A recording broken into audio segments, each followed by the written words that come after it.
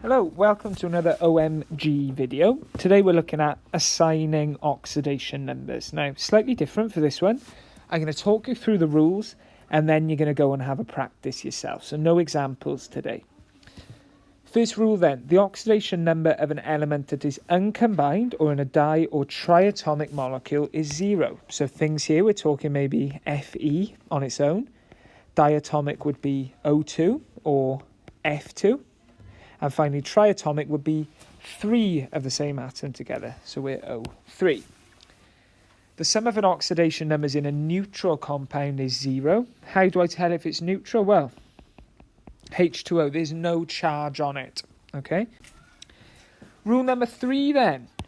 Sum of oxidation numbers in both simple and complex ions equals the charge. So in something like OH minus, my overall sum is going to be -1.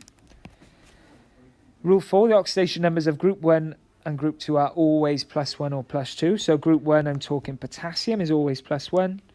Group 2, calcium, is always +2. Rule number 5, fluorine's always -1. Okay, always, always, always. Lovely place to start with fluorine.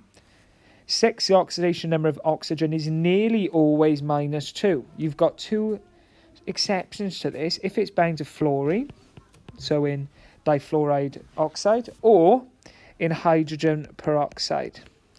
In F2O, it's +2, and in hydrogen peroxide, it is -1.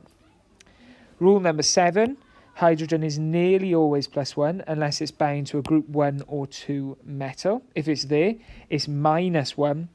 And finally, transition metals and non-metals have variable oxidation numbers. So something like iron can exist in a 2, 3 or 4 oxidation state. Make sure you've sort of got these rules down. We're going to do some practice now. So I'd like to try those questions, please. Let's pause that video. And then just check your answers.